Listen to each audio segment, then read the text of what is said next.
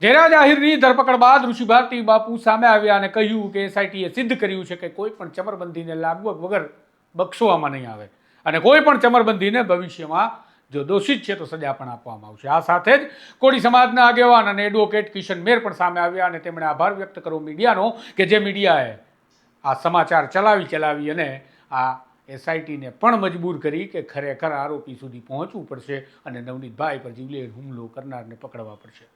વિગતવાર વાત કરીએ ઋષિ ભારતી બાપુ અને કિશન મેર શું બોલ્યા। નમસ્કાર, હું છું આપની સાથે તુષાર વસિયા, આપ જોઈ રહ્યા છો સ્વમાન। ભાવનગરના બગદાણાની ચકચારી ઘટના નવનીત બાલદિયા પર હિચકારો હુમલો કરાવવાના મામલામાં હવે માયાભાઈ આહિરના પુત્ર જયરાજ આહિરની ધરપકડ થઈ ચૂકી છે।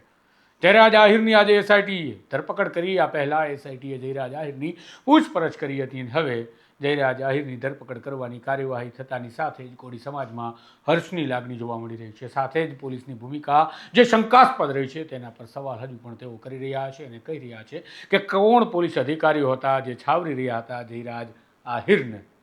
આ તમામ બાબતોની વચ્ચે ભારતી આશ્રમના ઋષિ ભારતી બાપુ સામે આવ્યા અને તેમણે મીડિયા સમક્ષ એક નિવેદન આપ્યું છે અને તેમણે કહ્યું છે કે એસઆઈટીએ સિદ્ધ કરી બતાવ્યું છે જયરાજ આહિરની ધરપકડ કરીને કે કોઈ ચમરબંધીને લાગવગ વગર જો કામગીરી કરવામાં આવે તો ધરપકડ કરી શકાય છે। સાંભળો ઋષિ ભારતી બાપુને। ઓમ નમો નારાયણ। મિત્રો, આજે બગદાણા બબાલમાં પીડિત નવનીતભાઈ બાલદિયાને ન્યાય આપવા માટે એસઆઈની ટીમને ખૂબ ખૂબ ધન્યવાદ છે અને એ સાબિત કર્યું છે કે ગમે તેવો ચમરબંધી હોય તો પણ લાગવગશાહી વગર એના પુરાવા મળે તો એ વ્યક્તિની ધરપકડ થવી જ જોઈએ અને સીટની સમગ્ર ટીમે સિદ્ધ કર્યું છે।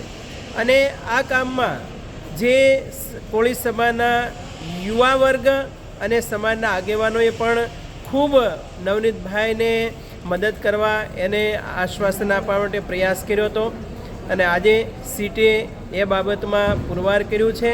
એટલે સીટ અને પોલીસ પ્રશાસને પણ ડાયરેક્ટ ઇનડાયરેક્ટલી જે મહેનત કરી છે એ પોલીસ પ્રશાસનને અને સીટની સમગ્ર ટીમને ધન્યવાદ છે। અને ભવિષ્યમાં કોઈ પણ ચમરબંધી હોય કે દોષિત થાય તો એને સજા પણ મળવી જોઈએ, એ પણ સિદ્ધ થવું જ જોઈએ। અસ્તુ, જય ભારત। તો આ હતા ઋષિ ભારતી બાપુ। હવે વાત કરીએ એડવોકેટ કિશન મેરની। ભાવનગરના આગેવાન અને ખાસ તો કોળી સમાજના વકીલ આગેવાન કિશન મેરે આ મામલે સૌપ્રથમ અવાજ ઉઠાવી અને તેઓ દોડી ગયા હતા જ્યારે આ ઘટના ઘટી ત્યારે અને આ મામલે મામલતદારને તેમણે આવેદનપત્ર પણ પાઠવ્યું હતું। તેમણે પણ આજે મીડિયાનો આભાર માનવાની સાથે સાથે હીરા સોલંકીનો પણ આભાર માન્યો, હીરા સોલંકીના પુત્રનો પણ આભાર માન્યો અને તેમણે કહ્યું કે કોળી સમાજના નેતા આગેવાનો અને સૌ લોકોનો આભાર। સાંભળો કિશન મેરને। હું કિશન મેર એડવોકેટ ભાવનગરથી। હાલમાં જ એસઆઈટી દ્વારા જયરાજભાઈ ભમ્મરની ધરપકડ કરવામાં આવી છે ત્યારે હું ગુજરાત સરકારનો તેમજ એસઆઈટીની ટીમનો ખૂબ ખૂબ આભાર માનું છું કારણ કે એસઆઈટીની ટીમ અંતે તો રંગ લાવી છે। સાથે સાથે અમારા 15 ધારાસભ્યો સાથે સાથે અમારા 3 સાંસદ સભ્યોની મહેનત પણ રંગ લાવી છે। ત્યારે ખાસ કરીને હીરાભાઈ સોલંકી, પરસોત્તમભાઈ સોલંકી, દિવ્યેશભાઈ સોલંકીનો પણ હૃદયપૂર્વક આભાર માનીએ છીએ કારણ કે સમાજના યુવાનો સતત આ નવનીતભાઈ બાલદિયાને ન્યાય અપાવવા માટે લડી રહ્યા હતા ત્યારે આપના દ્વારા જે પણ સાથ સહકાર મળ્યો છે તેમજ સાથોસાથ મીડિયાકર્મીનો પણ જે પણ સાથ સહકાર મળ્યો છે તે તમામનો ખૂબ ખૂબ આભાર છે। જય હિન્દ, જય ભારત। સત્યમેવ જયતે। આખરે સત્યની જીત થઈ છે ત્યારે સત્યમેવ જયતે।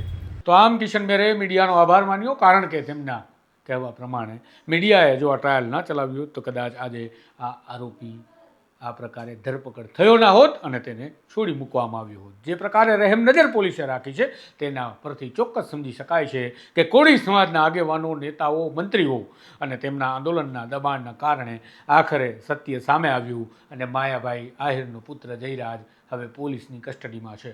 બની શકે ટૂંક જ સમયમાં તે જેલની હવા ખાતો હશે અને જેલની હવા ખાધા બાદ પોલીસ શું સત્ય સામે લાવી છે અને તેને સજા સુધી પહોંચાડે છે કે કેમ એ બધું ભવિષ્યના ગર્તમાં છે અને કદાચ માટે જ ઋષિ ભારતી બાપુ બોલ્યા છે કે જો નિષ્પક્ષ કાર્યવાહી થાય અને દોષિતને ચમરબંધી ગમે તેવો હોય પણ સજા અપાવી શકાય છે। જોઈએ હવે આ મામલે સજા મળે છે કે કેમ।